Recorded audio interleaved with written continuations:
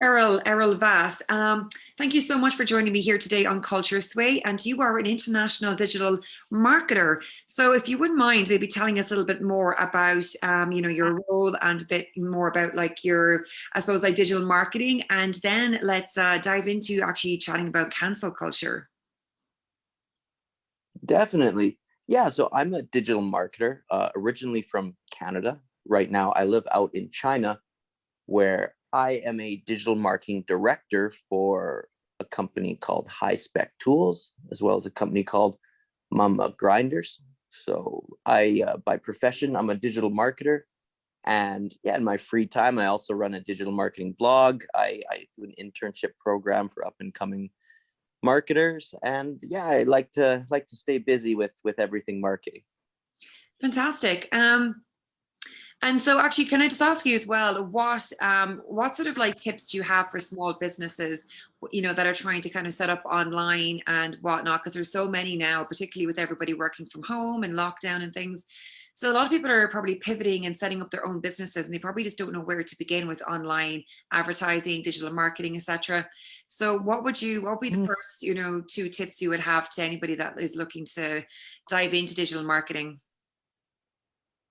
Yeah, for companies who are looking to increase their online presence, a good tip I'd give is, there's so many different things that a company can do online. You can do social media, you can do SEO, you can do paid advertisements. There's so many different things you can do. And my first piece of advice is to be good at one or two things. Don't try to do everything right off the bat. It's better to be good at a couple things rather than being mediocre at everything. So that's a big piece of advice that I could give. Second, you said two tips. Another great tip is just be authentic when you're online. Marketing nowadays, gimmicky marketing tactics, advertisements, they don't work. Nowadays, people are looking for authenticity. So if you can portray your company and your brand in an authentic manner, you're already well ahead of many. 100%. I couldn't agree more. So tell me as well, how has cancel culture affected digital marketing space and then yourself as well as a digital marketing director?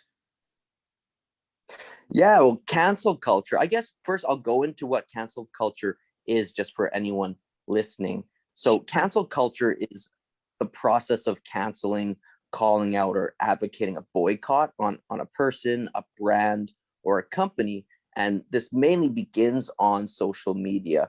So, even if you're unfamiliar with the term, you likely know a brand or a public figure that's being canceled for either acting offensively or not taking a stance against a social issue or just inadvertently insulting a group of people. So I think we've all encountered cancel culture, whether we are familiar with the term or not. And yeah, it doesn't matter what industry you're in, cancel culture is present. Like we've seen it in like the rebranding of sports teams down to countless brands being boycotted for saying too much or saying too little. Yeah, so we're seeing cancel culture just almost in every industry. Yeah, it's very true. And I suppose you were mentioning there a few brands. Like, can you give some examples of brands that have felt the sting of cancel culture? Yeah, for sure. There's a couple recently. Goya Foods, the company Goya Foods, their CEO, when Donald Trump became president in the United States, their CEO came out and said that America was, I think his exact words was, America was truly blessed. And this caused a big boycott of Goya Foods by the Latino population in the United States. So that was a big one. The bank Wells Fargo, their head, Charles Scharf, he made some insensitive comment. I can't remember the exact comment, but he made an insensitive comment about racial inclusion. And that caused quite a bit of backlash for the Wells Fargo brand. Very recently was Aunt Jemima's pancake syrup. There was some backlash against them for being racially insensitive. And for a personal cancel culture was Ellen DeGeneres, the TV show host. There was some rumors that she wasn't too nice to employees and that the work culture at the Ellen DeGeneres show wasn't too nice, and that caused some backlash on Ellen and called for a lot of boycotting of her show as well. So those are some immediate examples I can think of. Fair enough. And I suppose, like, what do you think of cancel culture? What's your own particular opinion on it? Do you think it's good or bad, or are you indifferent? Well, that's a difficult question to answer, and I'd say it really depends. So, as a marketer, and I know you asked me this question before, and I didn't really answer it, but as a marketer, I don't really like cancel culture because I don't want to offend anyone. And at times, I guess I second guess my campaigns or messages because I'm worried of unintentionally insulting someone. But at the same time, I do see the importance of respectful and informed marketing. So I guess to sum up the pros of cancel culture is that it's a powerful tool for achieving social justice. I mean, the internet, in particular, social media, provides a platform for historically underserved individuals to voice their views and tell their stories. But then at the same time, the internet has also been a place where people can spew off a lot of hate and ignorance. So having a way to kind of control that may in fact be a good thing. And it also allows everyone to have a voice and make more of an impact at scale. So those are the benefits of cancel culture. But to speak on the negatives, the cons of cancel culture is almost the same as that last pro that I gave. So messages can be amplified and shared at scale, and it can happen extremely fast. So when that happens, it can create almost like a mob rule type situation, which usually isn't good. Cancellation culture also prevents or hinders open debate, which I mean has been a long foundation of democracy. And so cancel culture almost makes individuals a little scared to speak up or to voice their opinions or their beliefs, just because as a brand or a company, you're scared of losing customers, of being canceled, right? And I suppose as well, do you have any sort of examples of campaigns that you were working on that maybe were nearly at the finish line when you had to go and maybe adjust everything because of an issue that came up with cancel culture?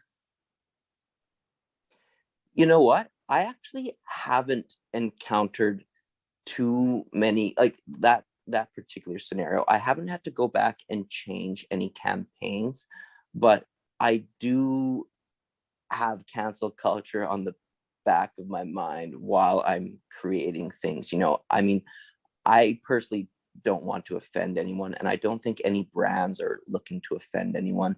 But nowadays, there's just so many movements. There's so many ways to offend people that you can even inadvertently offend a group of people, right? So Yeah. I haven't had to go back and change anything, but I tread lightly while creating campaigns because I just don't want to run into that situation. Of course.